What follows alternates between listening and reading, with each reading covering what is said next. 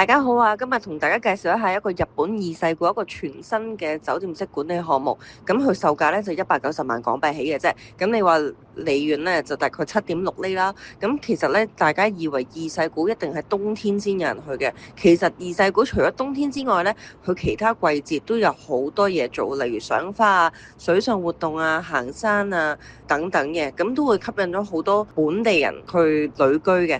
咁所以其實房屋需求咧，一年四季都好強勁嘅。